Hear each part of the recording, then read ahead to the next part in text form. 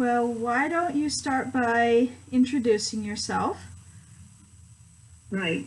My name is Danielle Clark. I'm a licensed psychologist in Pennsylvania, and I'm also an instructor in the Department of Psychology and Counseling at Gannon University in Erie, where I teach several classes. I've taught Intro to Psych.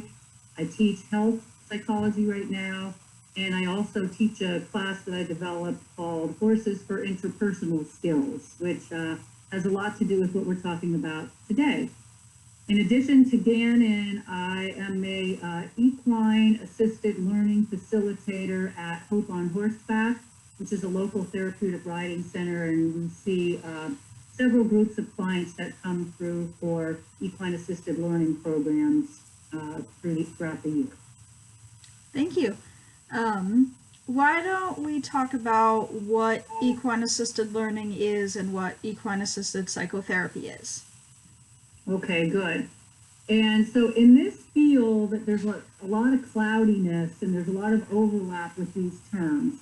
So I think this term that we use in over, and there actually is an organization that is working on trying to standardize the terminology in this field because it is so varied, and often, when we're not using the same terminology, there's confusion in communication. So anyway, there's some progress working in that direction.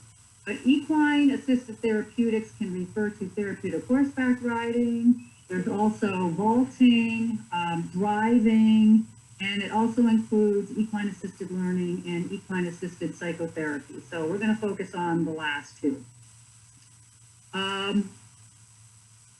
Both EAL and EAP, so equine assisted learning and equine assisted psychotherapy, are experiential learning modalities. So the clients are learning by doing. So they're not just sitting in a classroom listening to a lecture, although that might be part of it, but another part of it is actually getting out and interacting with the horses and with each other and in nature. And so it's experiential learning where we're partnering with horses in a professionally facilitated session, or usually a group of sessions. And these sessions are actually designed to address the specific goals of the participants. Equine assisted learning focuses on participants whose goals are to learn certain life skills. So it's an educational approach. So maybe they're going to work on trust or communication. These sessions can be facilitated by an educator or like an equine assisted life coach. Equine assisted psychotherapy is actually psychotherapy. So the main differences, there are two of them, is that in equine assisted psychotherapy, the goals are different for the client. So the same reason that the client would go for traditional psychotherapy, like in an office face-to-face, they would come for EAP. So it's usually healing from some past trauma. And then the second difference is that because it's actual psychotherapy, the person who is the main facilitator is required to be a licensed mental health professional.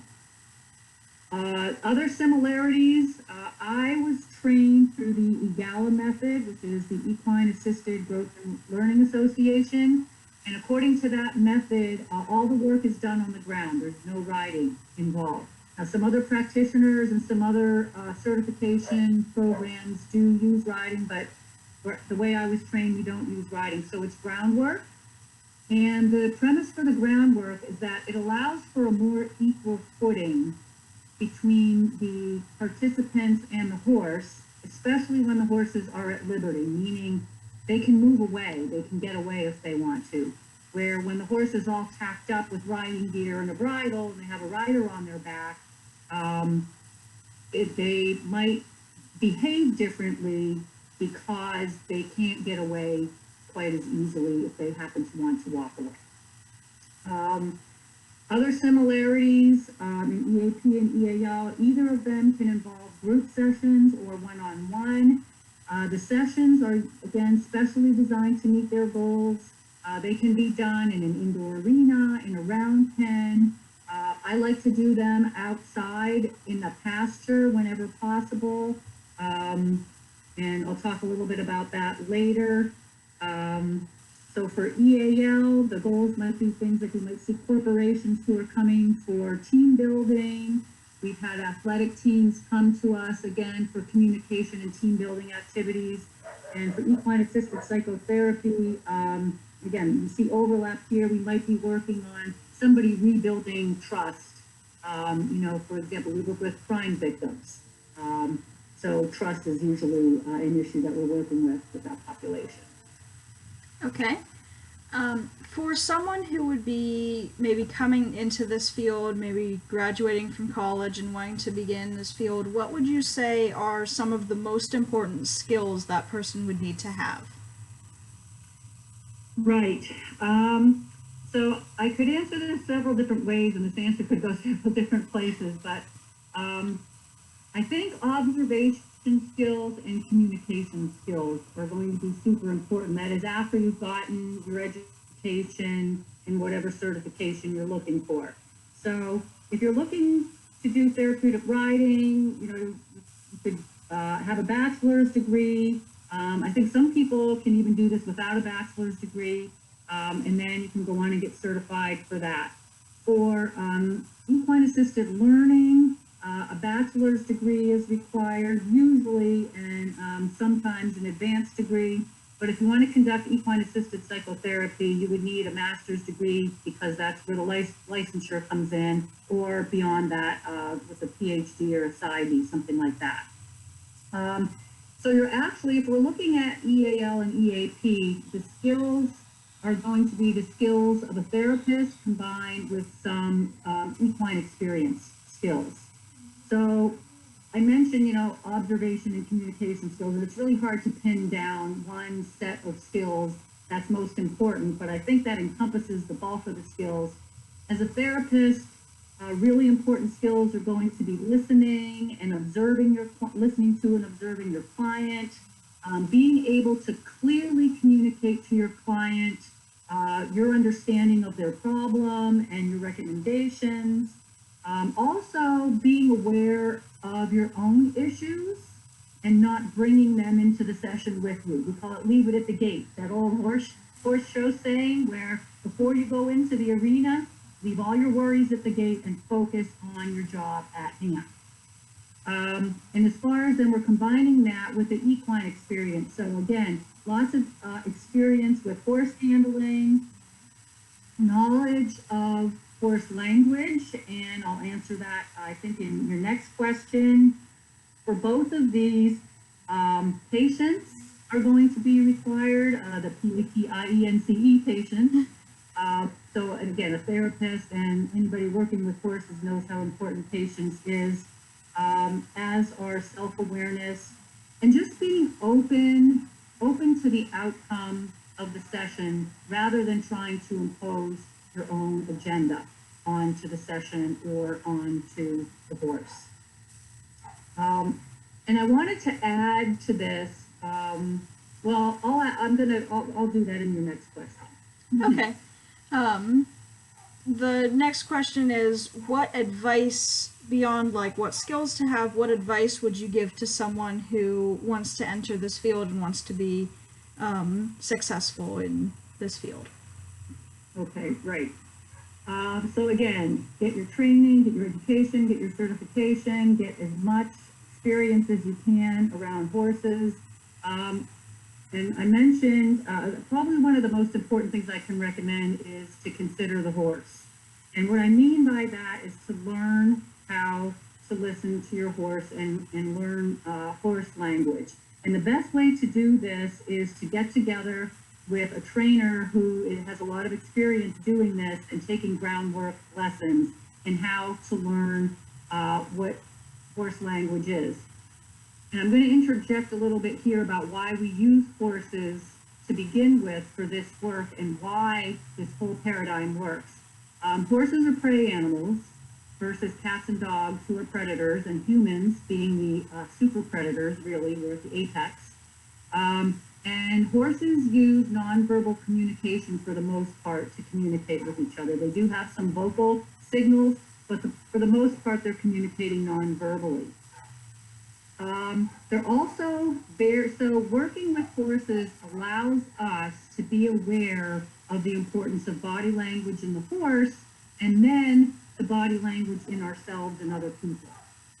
Horses also, because they're prey animals, have to be really aware of what's going on in their environment. So they're always kind of on the lookout. You know, again, they might be domestic horses, but they still have this vigilance where they're always on the lookout for a potential threat in their environment. And us being predators could be perceived, you know, we could be perceived as threatening, but they're going to respond to their environment just like a wild horse would often. So they're going to respond to us according to how we show up to them. So in many ways, they're allowing us to see ourselves by seeing how they respond to us. So for example, somebody walks into the arena with the horse, if they're very closed off and anxious, not only are we feeling and thinking that way, but those thoughts and feelings have a physiological basis as well. So the horse might perceive the muscle tension in our body because their survival depends on being able to perceive that. So the horse might walk away when they notice that, for example.